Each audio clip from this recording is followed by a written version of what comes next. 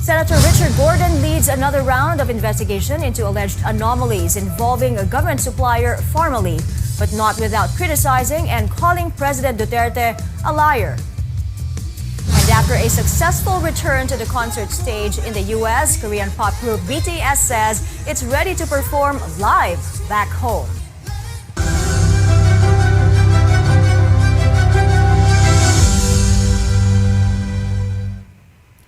Adults fully vaccinated at least 6 months ago got their COVID-19 booster shots on the last day of a ramped-up vaccination drive across the country. The national government released the guidelines on the booster vaccination for the general population Thursday night. But as Tristan Nodalo reports, some local governments have yet to begin the rollout. As early as 6 in the morning, eligible residents in Valenzuela City lined up to get their COVID-19 booster shots. While most who came for the inoculation were senior citizens and people with underlying health conditions, some essential workers also grabbed the opportunity. Para mas maging protektado kami. Ngayon in the past, di ba, naranasan natin first and second dose. Ngayon, kailangan na natin magpa-booster lalo na may mga bagong strain ng virus. Kung at risk ka sa COVID, kagaya sa panahon ngayon, di ba? Bakit hindi mo i-take yung opportunity na magpabakuna para at least safe ka, di ba? I mean, wala mawawala sa'yo, magpapabakuna ka. The 77-year-old mother of Emil Mamiit was among the first to receive the booster shot. Talagang importante po meron pong booster shot para po masigurado po yung ligtas po siya sa anuman pong darating na mga possibility. At saka po parami po yung variant. So mas importante po na may booster na po si nanay para ligtas na. This is one of the 3 vaccination sites in Valenzuela City that roll out the expanded booster shots for fully vaccinated adults. Inoculation is on a first-come, first-served basis, but only those who are fully vaccinated between March to May will be prioritized for the additional doses. People can choose their vaccine brand but subject to availability. The local government unit aims to provide booster shots to some 800 individuals on a daily basis. They are also expecting to add more sites to accommodate the possible influx of vaccinees. Yes po, magkakaroon po kami ng additional for booster doses po natin. By Monday po, we'll be starting po another 2 sites. Apart from Valenzuela, Taguig City is also administering booster shots for the general public. Quezon City and San Juan City eye to give booster doses to essential workers and indigent population on Saturday. Marikina City has no schedule yet, while Navota City is still waiting for additional vaccine supplies. Manila and Mandaluyong are so far prioritizing health workers, the elderly, and people with underlying health conditions. Tristan Nodalo, CNN Philippines. More than 8 million doses were administered during the first 3 days of the COVID-19 vaccination drive, falling short of the government's initial target of 9 million. The vaccination drive was extended until today because of what vaccine czar Carlito Galvez claims is the clamor of many local governments. No word yet on the total vaccines administered for the past 5 days. But overall, Galvez says at least 55.4 million people have received at least 1 dose as of December 1st. This translates to 71.84% of the country's target population. Of the 55 million, almost 37 million have been fully vaccinated. Malacanang is urging the public to get vaccinated. Tandaan natin na importanteng magpabakuna sa gitna ng banta ng Omicron variant. Sa milyon-milyong nabakunahan na mga Pilipino, 99% plus ay walang naramdaman na adverse reaction o kung meron man, mild lamang po ito. Wala pong namatay na direktang may kaugnay sa COVID-19 vaccine jab. This Christmas, let us give our family and loved ones the gift of good health. Let us vaccinate, vaccinate, vaccinate. The government is hoping for a bigger turnout in the second leg of the national vaccination days on December 15 to 17. The health department is appealing to local officials to accept vaccine doses that are nearing expiration, as these are still effective. The department issued the reminder after over 14,000 AstraZeneca shots provided to Negros Occidental expired after some cities and municipalities refused to accept them. These areas apparently didn't want vaccines that were expiring soon, while some preferred other brands. Gusto lang ho namin magpaalala, gusto lang ho namin makiusap sa ating mga local governments. Let us try to consider that these vaccines are very valuable. These are critical commodities at this time of the pandemic. Pag binigyan po namin kayo, hindi ho kami magbibigay sa inyo ng bakunang expired na. Ang binigay sa inyo, near expiring, which still can be used. The DOH says the vaccines are now back in storage as it awaits advice from the manufacturer if the shelf life can be extended. The agency is further investigating the incident to see how these procedures can be improved. The government is tracing and monitoring over 250 travelers from South Africa amid the threat of the new COVID-19 variant of concern, Omicron. 249 Filipinos and 4 foreigners arrived from November 15 to 29, while the ban on South Africa and 6 other nations took effect on the 26th. The Bureau of Quarantine and Regional Surveillance Units have contacted 71 passengers so far.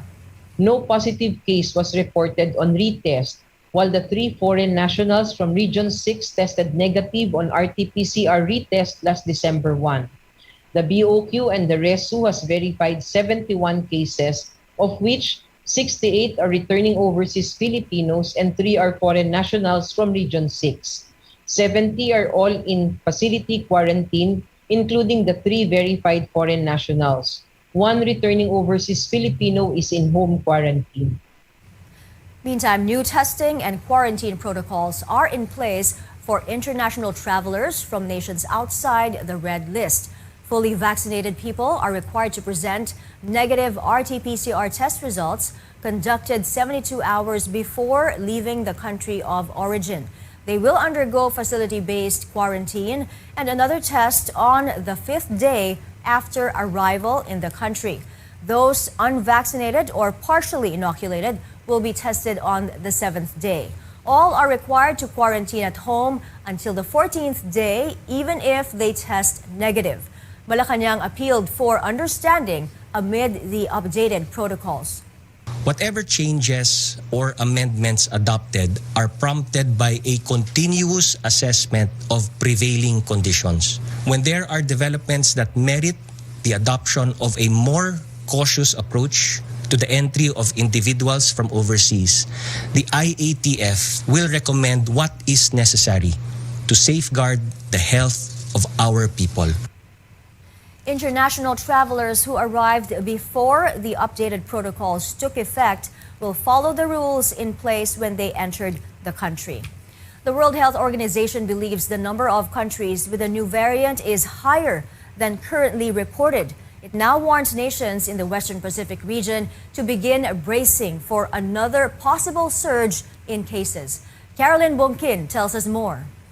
Even with travel restrictions, World Health Organization officials say the entry of the Omicron variant in the country is inevitable. That the border control can reduce the risk of importations and can buy time. But it's not possible to completely stop the virus unless you completely close the border. So what is very important is to prepare and be ready for this next surge. Omicron will eventually come to most of the countries in the region. And so therefore, what we need to do is we need to start preparing now, and we need to do that in a sustainable way.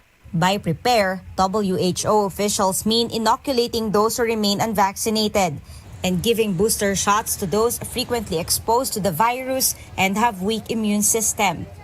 We know that the unvaccinated are now driving transmission and they have the worst outcomes. Hospitals must start reserving beds, with the government finding possible COVID cases and never letting one's guard down, as many countries are facing yet another surge despite high vaccine coverage. And after suppressing the Delta-driven outbreaks earlier in the year, both Singapore and the Republic of Korea have started seeing an increase in cases again over the past few weeks. These may include increased mobility and social mixing following the easing of travel restrictions and public health measures.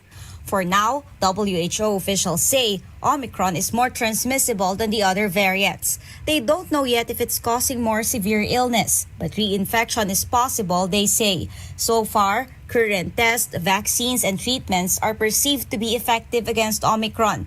But if this new variant enters the country this month, Octa Research Group projects COVID cases going up to 5,000 again daily by late January. It's a relatively pessimistic scenario. In terms of the timeline, I would say that it would happen around late January to February when it starts to increase, when the number of cases start to increase. But again, these are just preliminary information. We may recalibrate. The Health Department is rechecking samples of all returning Filipinos from 2 weeks ago to know whether or not any one of them is a carrier of the dreaded Omicron variant. Caroline Bongkin, CNN Philippines. Overseas, more countries in Asia are reporting their first cases of the Omicron variant. Malaysia identified its first infection in a foreign student who arrived from South Africa on November 19th. That was before the nation reported the emergence of Omicron to the WHO. The student is fully vaccinated and asymptomatic. Singapore detected 2 imported cases who were preliminary positive for Omicron on Thursday. Both are fully vaccinated with mild symptoms. Officials say there is no evidence yet of community transmission. India also reported its first 2 Omicron infections. One was a South African national who has since returned to his home country, while the other case was a local doctor who had no travel history.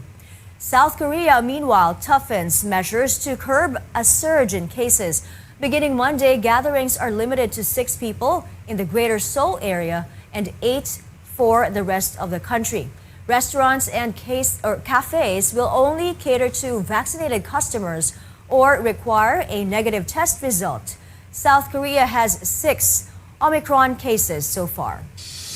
Up ahead on Newsnight, we'll get updates on the Senate's latest hearing on the government's alleged anomalous deals with Pharmaly.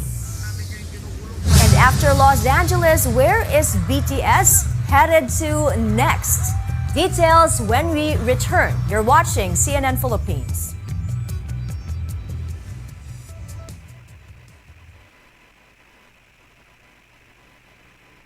Merry Christmas. No matter what happens in life, make sure you don't stop believing in yourself. May this wonderful time of Christmas and New Year fills your life with happiness, health, and wealth. Merry Christmas to you and your family. Have a nice time. A message from Arlene Katayok-Ryben from Germany. Si Arlene Katayok-Ryben nga taga-Baliwagan, Balingasag, Misamis Oriental, usa na ka-certified podologist sa Germany. Nag-specialize siya sa mga diabetic patients and circulatory disorders of the lower extremity. Subli sa tanan, Merry Christmas and Happy New Year from Arlene Katayok-Ryben of Germany. Taliwala man sa mga kausaban sa quarantine restrictions, ipadayo nato ang pagsunod sa minimum public health standards tungod kay mao paghihapon kini ang nagunang paagi aron kapugngan ang pagkatap sa COVID-19 sa atong nasod. Aron kalikayan ang pagbalik sa mas higpit nga quarantine restrictions ug masiguro ang padayong pagbangon sa atong mga komunidad, ayuhon nato ang atong pag-amping. Gidapit nato ang tanang lokal nga pangagamhanan nga ipatuman paghihapon sa husto ang prevent, detect, isolate, quarantine, treat, reintegrate strategies ug mga safety protocols alang sa kaluwasan sa tanan. Sa lahat ng oras, tayo'y mag-ingat upang ating mga komunidad ay maingat. Usa ka mensahe gikan sa DOH, KBP ug ni ining Sibiyahan. Christmas is a season not only of rejoicing but of reflection. Si Dr. Doris Fe Tagayuna sa unang distrito ng siyudad sa Cagayan de Oro, hinaot nga ang matag banay makasinati sa matuod nga gugma ug kalipay nining kapanahonan sa Pasko hangtod na sa pagsugat sa bagong tuig. Ang iyang pag-ampo nga mapuno sa milagro ang atong kasaulugan uban sa dili malintang panghitabo nga hangtod sa hangtod mahatagan nato sa bili. Sa gihapon, ang Pasko is the most wonderful time of the year. Malit tayong Pasko ug bulahang bagong tuig sa tanan. Mensahe nga gipaabot ni Doktora Doris Fe Tagayuna sa unang distrito ng siyudad sa Cagayan de Oro.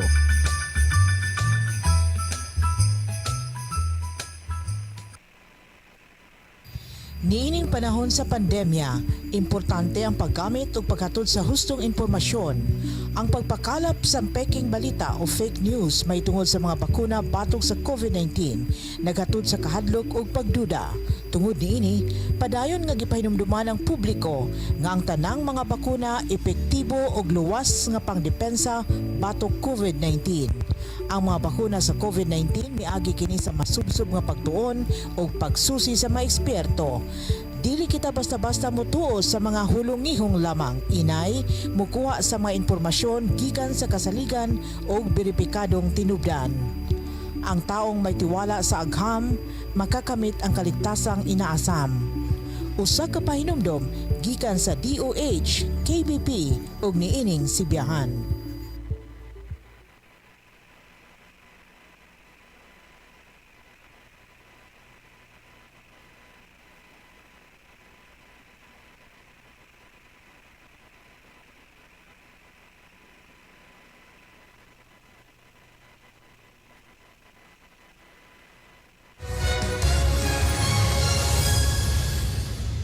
Welcome back to CNN Philippines. New developments on investigations into the pandemic supply controversy. The Bureau of Internal Revenue is looking into dozens of taxpayers linked to the government's questionable deals. Let's get the lowdown from Amor Santos, who's monitoring the Senate's 16th hearing with the embattled supplier Pharmaly Pharmaceuticals. Amor, who are these taxpayers and what else has been unraveled today in the probe? Well, Mai, like you said, just as the Senate resumed its investigation on the alleged anomalies involving controversial government supplier Pharmaly Pharmaceutical, the Bureau of Internal Revenue assured it is also doing its part. In a statement, the BIR says a tax audit is now being conducted against 76 taxpayers, including executives of Pharmaly Pharmaceutical.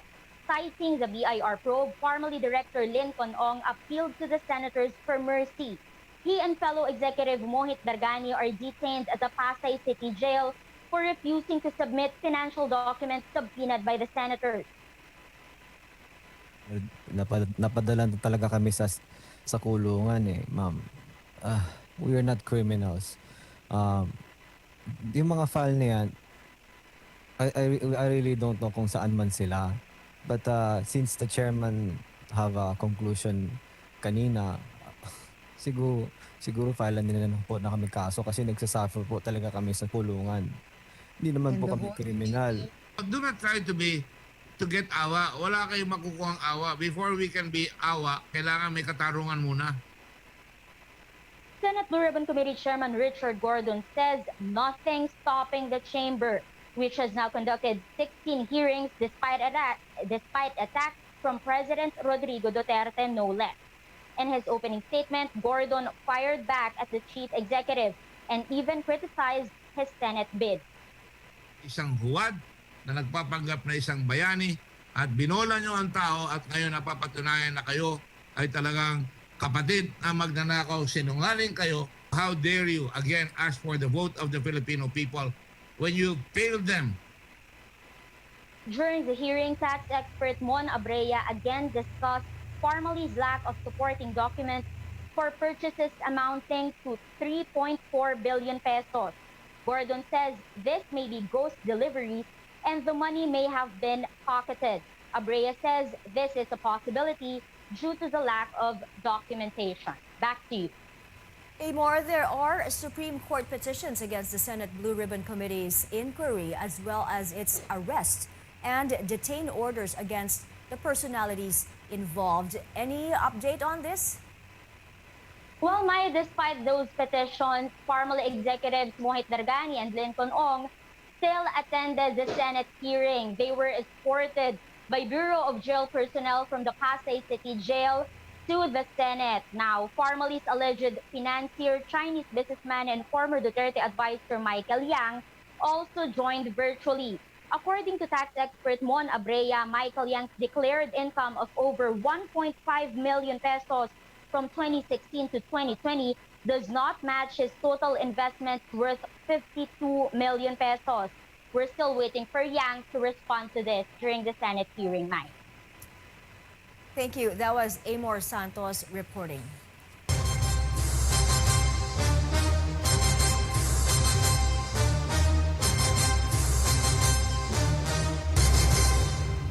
A document shows presidential aspirant Bongbong Marcos did not pay the tax penalties or the penalties in his tax case, which is now at the center of petitions to disqualify him from the 2022 presidential race. The Quezon City Regional Trial Court Branch 105 issued a certification stating there has been no compliance of payment or satisfaction from the RTC decision in 1995 or the Court of Appeals in 1997.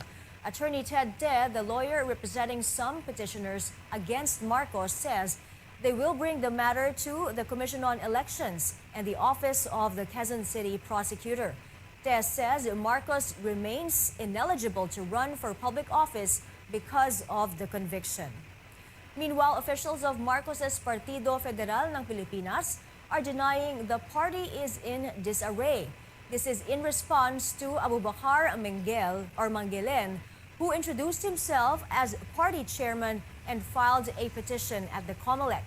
Mangelen is seeking to cancel Marcos's nomination and acceptance certificate or CONA, saying he was never a party member and that the issuance of Marcos's CONA was unauthorized, unilateral, illegal, and improper. But a faction of the party led by Secretary General Thompson Anchon said in a statement that Mangelen was kicked out as chairman in September.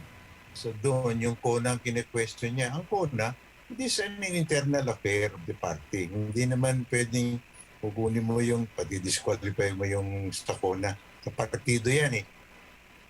Lanchon says they will respond to Mangelen's petition once they receive the official copy. A look now at what other presidential aspirants are up to. A sea of pink greeted Vice President Leni Robredo and her running mate Senator Kiko Pangilinan during their stationary caravan in the province of Iloilo.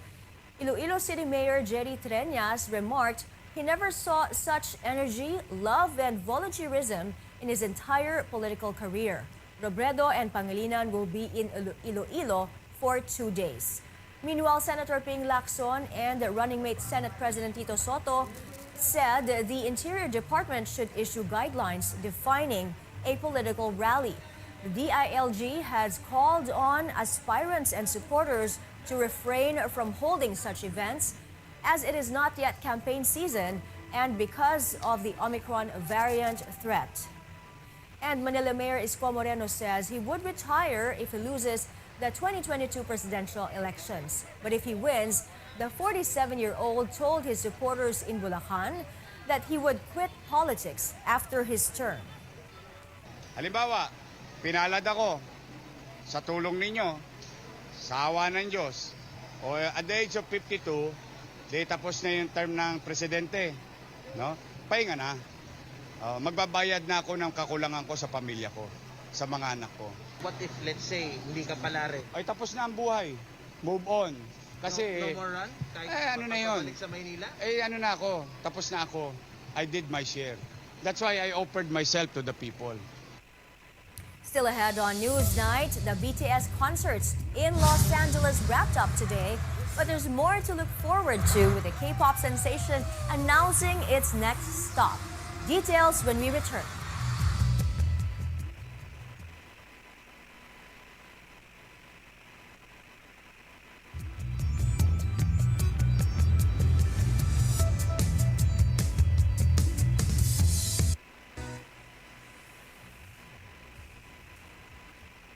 Kabilang ba kayo sa mga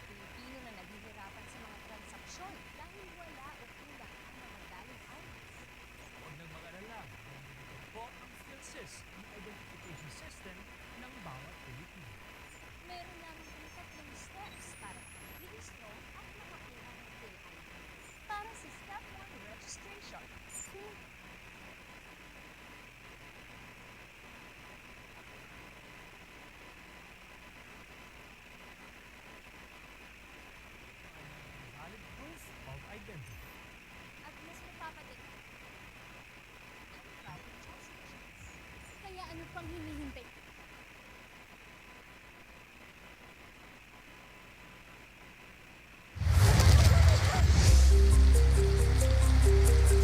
Year in, year out, natural catastrophes strike. But while they may have become more frequent, people can never get used to the tragic loss of life and property. While Mother Nature has displayed time and again her power, people seem to be always caught off guard. Here's where the Philippine Space Agency, or PhilSA, hopes to effect change by providing as many people as possible with relevant data from space. Our Earth observation satellites carry powerful cameras, sensors, and computing systems, and they are all trained back down towards Earth. The data we collect from satellites is processed or computed upon in order to yield actionable insights for monitoring agriculture and fisheries, protecting the environment, and responding to disasters. PhilSA created Space Data Dashboard. Anyone can access it through the internet. The website has an interactive map showing a wide range of process information obtained from satellites. This may help in monitoring pollution levels in air and water, aiding disaster preparedness efforts, and keeping track of what's happening in coastal areas. The data can also contribute to the country's COVID-19 response. Actually, you can, kung gusto nyong, for example, one use case is, ano nga ba yung kabuuan ng economic activity natin before, during, and after the lockdowns. So you can actually compare yung traffic natin, sa port na yon, and yung air quality natin. Nakikita nyo na habang dumadami yung traffic natin sa mga ports na yon, ay medyo naapektuhan din yung air quality natin. So you can combine those information. Formed only in 2019, the country's space agency still has a long way to go. But for now, all PhilSA hopes is to provide people the access to much-needed information now finally available through space science. Tristan Odalo, CNN Philippines.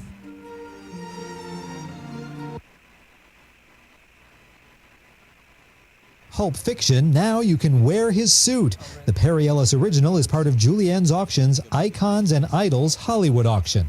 Other items include the custom surfboard Patrick Swayze used in Point Break, David Thewlis's wand from Harry Potter and the Prisoner of Azkaban, even the accordion played by polka queen Vlasta Krisic in Ferris Bueller's Day Off. The auction is December 2nd and 3rd in Beverly Hills and online. More info at juliensauctions.com. 2 in a row for Trevor. Comedian and Daily Show host Trevor Noah is returning to host his second straight Grammy Awards. The 64th annual Grammys are scheduled for Monday, January 31st. Deja vu is usually a glitch in the Matrix.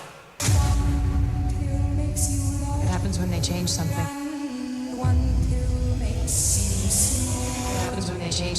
The latest trailer for The Matrix Resurrections may seem familiar as it mixes scenes from the first 3 films with new footage. Keanu Reeves and Carrie-Anne Moss return in The Matrix Resurrections, due out December 22nd. In Hollywood, I'm David Daniel.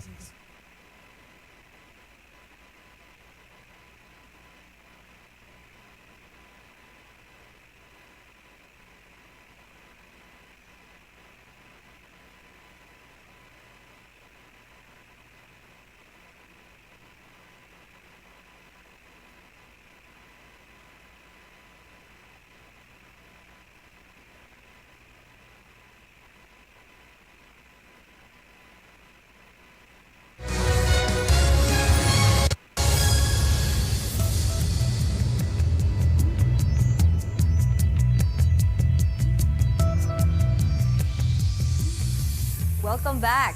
BTS is giving fans a chance to see them live yet again, this time returning to their home base. The K-pop group announced Seoul as the next stop for its Permission to Dance on-stage concerts set for March 2022. The announcement came after BTS wrapped up the last of its shows in Los Angeles today. The group ended the 4-day event with a surprise guest. Coldplay's Chris Martin joined BTS for a performance of their chart-topping song, My Universe. And before we go, an early Christmas treat for the ears. The Philippine Philharmonic Orchestra is serenading audiences for a live outdoor concert at the Manila Central Post Office. The show also features the Nightingales and young soprano Alexa Kaufman. The Christmas special is part of the Cultural Center of the Philippines' outreach program to bring the arts closer to the people.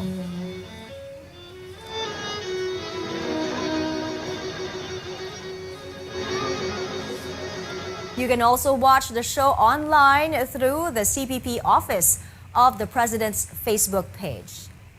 We have 22 days before Christmas. That's it for now. Join me again on news.ph at 7 p.m.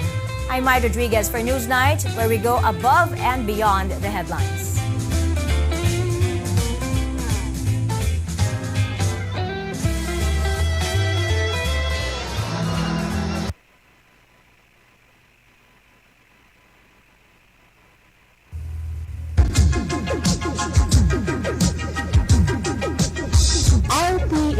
Radio Philippines Network Incorporated, DXKO. 1368 sa dial sa inyong radyo. RPN DXKO, ang Radyo Ronda dini sa Dakbayan sa Cagayan de Oro. Sibiyahan na may galaon sa katawan, andam na serbisyo sa tanan. Ang RPN DXKO Radyo Ronda sakop sa KBP, kapisanan ng mga broadcaster ng Pilipinas.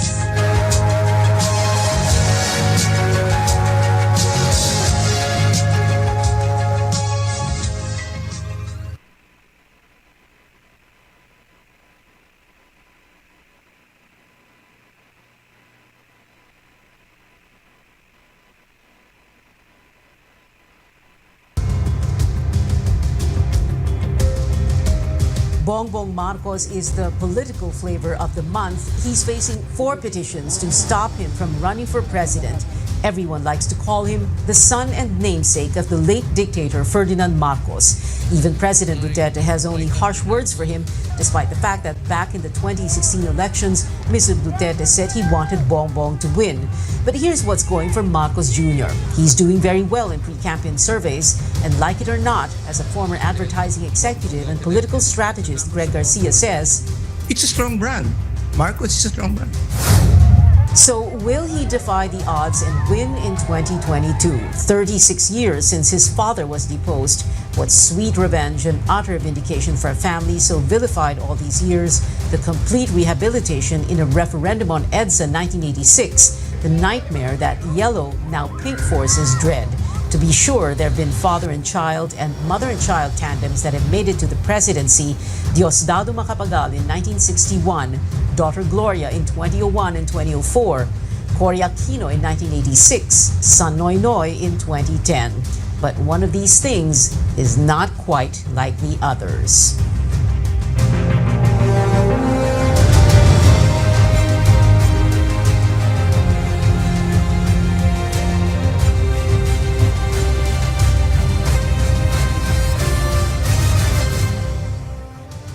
Good evening, I'm Pia Ontiveros. Welcome to your weekly political appointment fix, politics as usual. Now, before we tackle the Bongbong Marcos story, let's talk about this development that broke just this morning and admittedly wasn't entirely unexpected.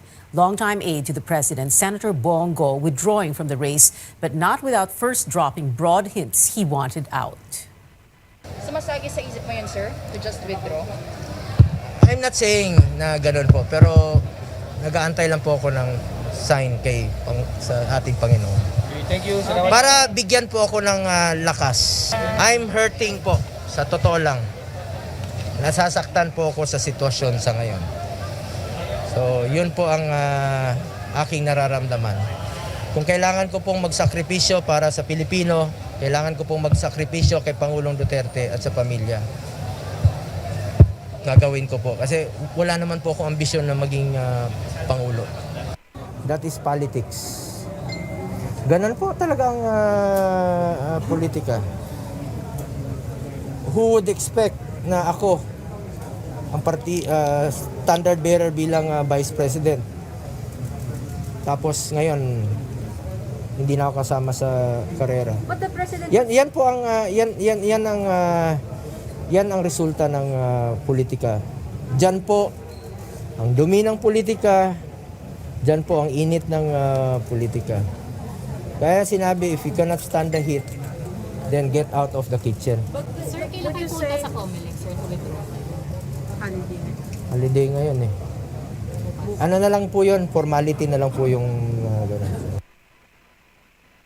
Well, Bongo also did say, and we quote, ayaw ko rin pong lalong maipit si Pangulong Duterte. Now, party officials who fielded Go for President say they are open to all options. Federalismo ng Dugong Dakilang Samahan, or PDDS founder Greco Bellica, says the party will meet today and will also talk with the ruling PDP Laban.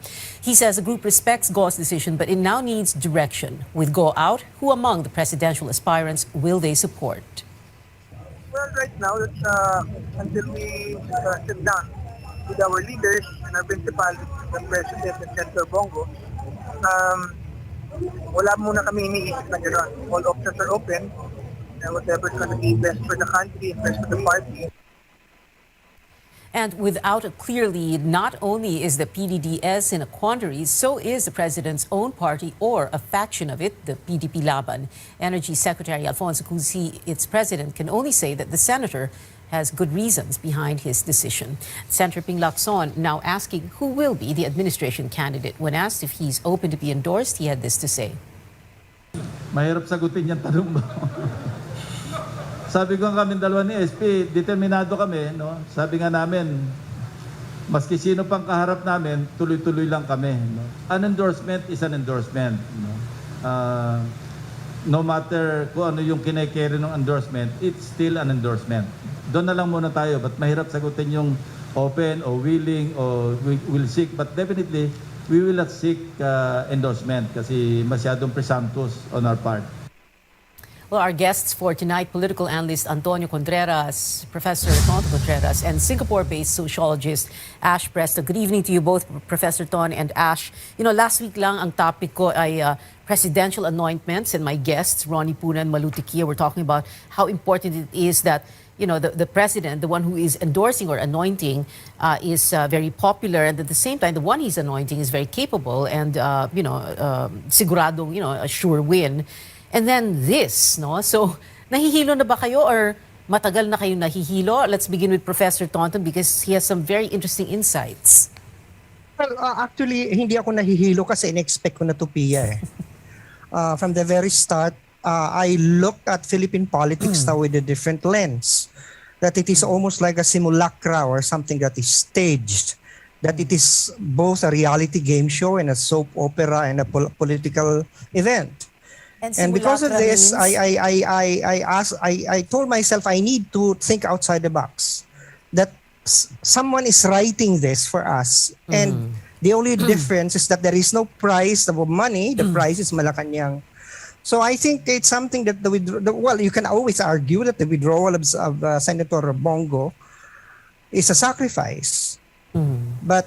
Because it's a sacrifice because he wanted to be vice president and then he was kicked upstairs because to give way to Sara Duterte. And yet he knows that he could not win the presidency. But he wanted to be the vice president. So it's a sacrifice. He was played. He was a pawn in the big game. But at the same time, the other side of that, you can also argue that he knows he's just playing his part. So I might be wrong, but that is how I look at the political game right now. And what triggers me to think that way, Pia, is I was told by someone that the way President Duterte plays politics is like a game of chess, that he anticipates the moves of people. So I think that's something that we need to reflect on. So sacrifice and simulacra. Are we being played? Simulacra, define that again, and it is a word that will mean what? Simulated what? Yeah, well, it's based from postmodern theory, and I think Ash would know this. It's basically, simulated reality. When you lose distinction of reality and what is reality, what is imagined. And it's very much like true in reality game shows where, like the Kardashians, you don't know, is it real or are they just acting? So it is now, politics is now acquiring that flavor. Ito ba mga ito, umaarte lang? O tunay talaga? Baka naman we're already daydreaming, parang ganon. Yes, so something Ash to that Presto, effect. is that right? Yeah, or it's almost like you're in a theme park. I would agree with Prof. You don't know Contreras what, also. this is something that is fantasy, yet it is real. You can see this, you can see the Mickey Mouse and Minnie Mouse, and yet they're fantasy. So it's like that politics is like that now. Yeah, but it's you know, almost like but for how many generations of people all over the world, no, Mickey and Minnie are real, even if they're really not. yeah, But that's anyway, right. Yeah, that's right. no, So Santa Claus is also simulacra. You know?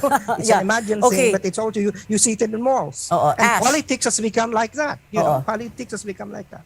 So Ash, itong pag-withdraw ni Bongo, let's talk about BBM later. Yung withdrawal of Bongo.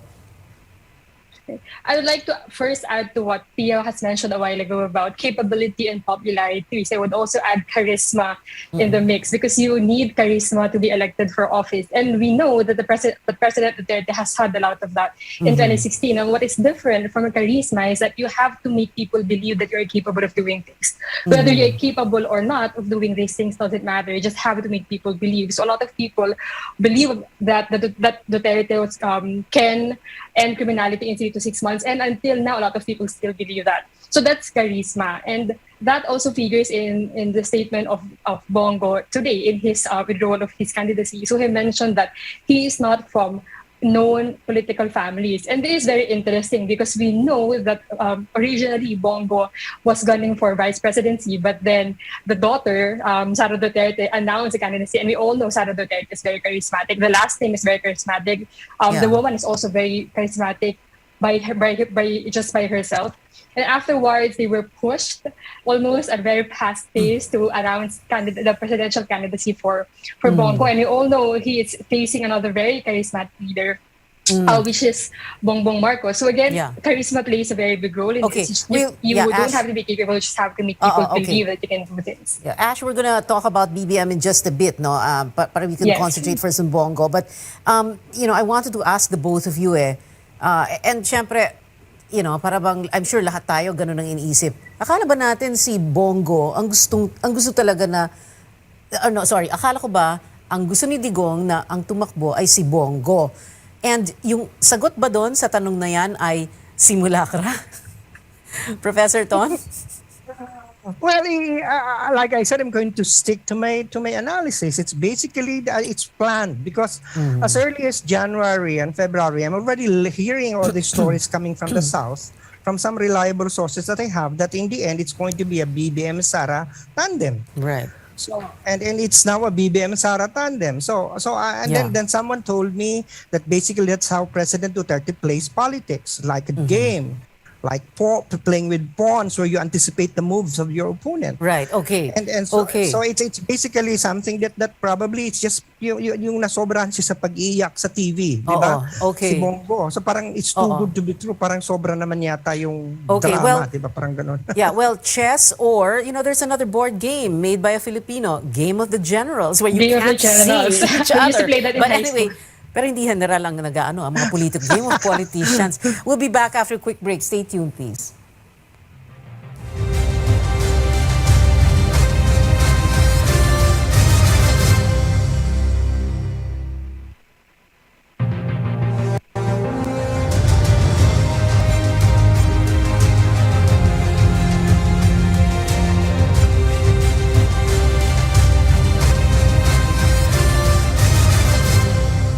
Welcome back. This is Politics as usual. Very quickly now because we don't have much time. We're still talking about Bongo. So of course, ngayon ang tanong ng tao is, sino ngayon ang kandidato ni Tatay Digong? Is it, as Professor Ton is saying, it's going to all figure under the simulacra, and then, low-ranking sa survey naman si Bongo, but at the same time, ilang boto din yan, no? At kanino yan mapupunta? So very quickly, I wanted Ash to answer that question. Ash, presto.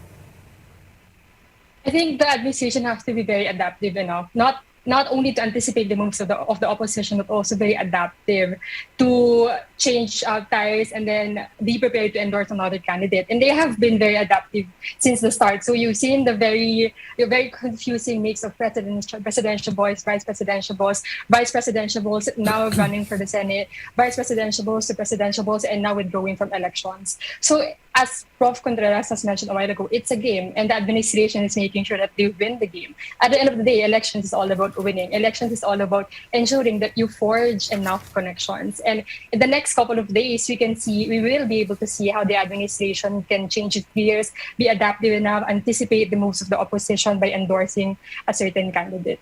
All right. We're going to shift now to BBM and a little. Well, there's the first question will still be about Bongo, no? Because the question is how will this withdrawal of Bongo benefit Bongbong Marcos? But before that, political strategist Greg Garcia said, and I quote, "BBM has a lot to thank the opposition for. What doesn't kill him makes him stronger." So, itong withdrawal ni Bongo, is it going to benefit Bongbong Marcos, Professor Ton? Oh yeah, because many of the supporters of Bongo are natural Marcos supporters. Basically, because remember, the diehard Duterte supporters, the DDS, and the loyalists would be one cohort that supported the Duterte administration. And so they are, even if they quarreled recently because of the Go Marcos rivalry initially, they're natural allies. And the question is who will be endorsed by the president? Endorsement could come in two ways. It could be overt and covert.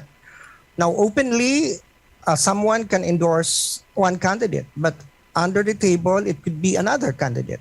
And sometimes in this world where you have images, sometimes even if you attack a candidate, for example, that might also be an endorsement because the attack might appear the way to be President so Duterte has contrived. been attacking Bongbong Marcos. Yes, And calling I him- would even say, Pia, that for example, these recent attacks, yung unang akusasyon niya na Marcos is a communist, which is not true, and no one believes that. It's already like a staging of a lie, because if you told a lie, then no one will believe you the second time around. And that's what happened when he said, he alluded to a drug addict for a presidential candidate. And many people suspected it to be you-know-who. And so now it's almost like And then calling him Duterte is also weak leader, spoiled child, no? inoculating or vaccinating Marcos. Okay. More like binabakunahan na para hindi natabla ng mga susunod pang atake. Oo. Itong mga attacks, so-called attacks on Marcos Jr. as he has been referred to, these are para bang yung matatawag natin parang things going against, okay, quote-unquote, going against Bongbong. At the same time, people, preferring to call him son and namesake of a dictator. Para bang pilit na kinakabit yung salitang diktador dun sa pangalan Bongbong Marcos. And then yung 4 na petitions that are filed against him to disqualify him at the COMELEC. What do you think of all of these, Ash Presto?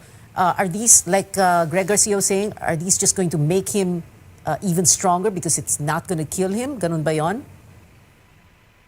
I think so, Pia. But also I want to put a hazard on just plainly saying that that Duterte has been criticizing Marcos, because Duterte, unlike any of his tirades against other presidential votes, has not directly named Bongbong Marcos in all of his rants against this blind item person who comes from a very political family, who is a very weak leader and who does cocaine. So he hasn't named exactly who that person is, although the allegations are very pointed. And although we know exactly who is pointing towards, he hasn't named him. So it's a very weird endorsement from the president. So if we have the kind of president we have in the Philippines, we know that as long as he doesn't directly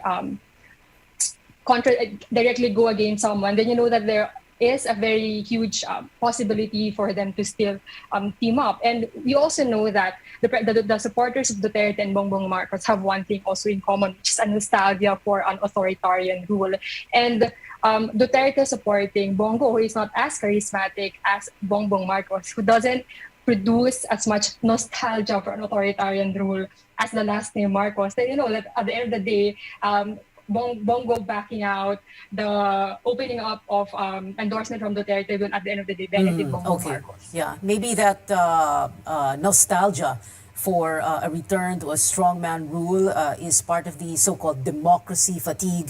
And these are one of the 4 things going for Bongbong Marcos. And this is what I wanted to ask you about also in the comments. So, democracy fatigue. Medyo pagod na ang tao na parang nag-EDSA na tayo dati, di ba?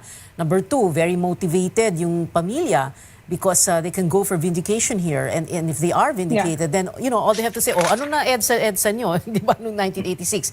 And then, sabi nga ni Greg Garcia, brand name. The Marcos is a brand name, no? And then doing well in pre-campaign surveys. We're going to talk about that when we come back. We'll be right back. Stay with us. I almost...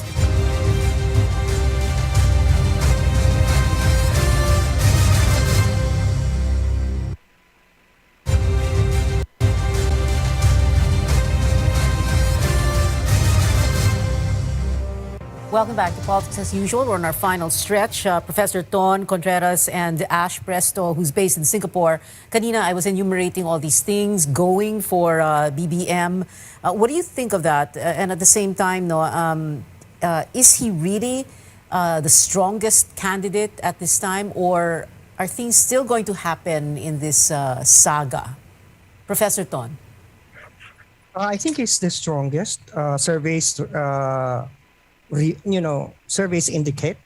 And I think the reason why Marcos resonates with people is that he has a very powerful narrative. I call it, he's a brand, but I call it the Count of Monte Cristo, the Crisostomo Ibarra narrative. An elite person whose family was persecuted, and then he's coming back with a vengeance.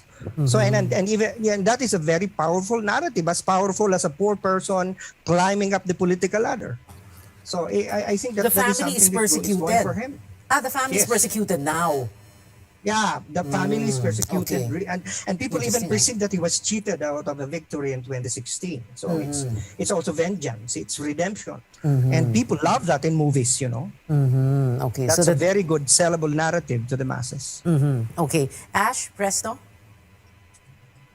I would agree to what you mentioned a while ago about democracy fatigue, but I would also put caveat on that, because for you to have a democracy fatigue, then you should have experienced democracy in the first place. So we have been experiencing is democracy in its electoral form, but democracy in its deliberative, in its contested form is yet to be seen. So maybe you can also say that a lot of people are still disillusioned by democracy, and these can be traced from the broken promise of the EDSA revolution.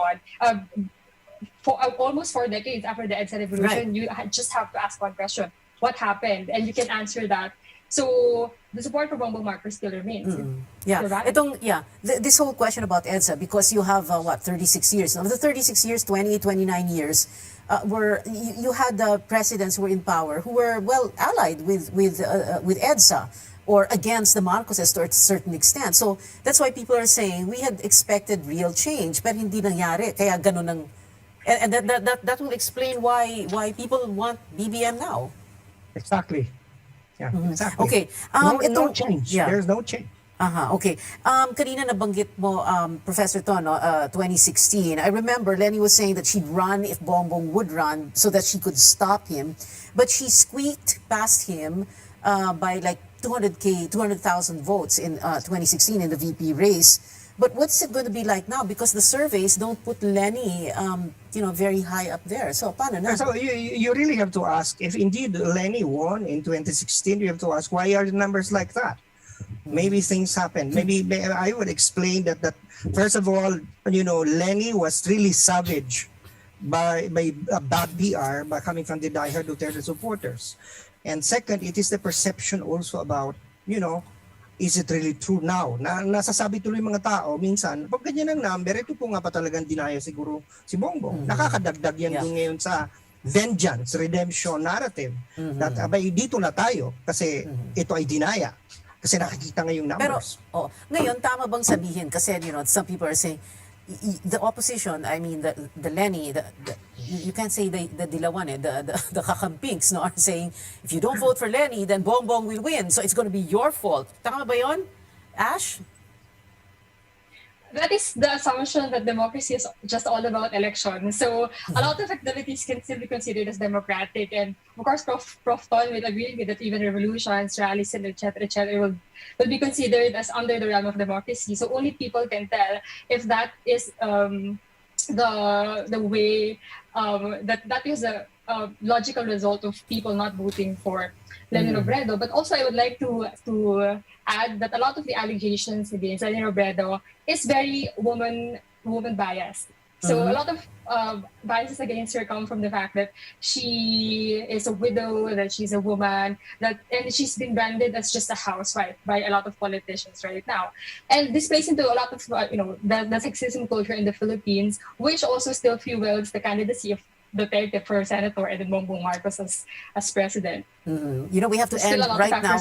We have to end right now because it is 8:55. But I just want to say that Ash's background, although she's Singapore-based, is the Ilocos Sur, the famous Ilocos Sur. See, because you're from there, and you did say earlier before the show that there is that solid vote for Marcos kahit papaano. But anyway, we've run out of time, so thank you so much for joining us tonight. Political analyst Professor Ton Contreras and Singapore-based sociologist Ash Presto. Maraming salamat. We've been told before, don't talk politics at the dinner table or at a family reunion or in Viber groups and risk digital warfare. But we can talk about it here at this table on the show, your weekly political appointment fix, politics as usual. I'm Pia Ontiveros. See you back here next Tuesday, 8:30 p.m.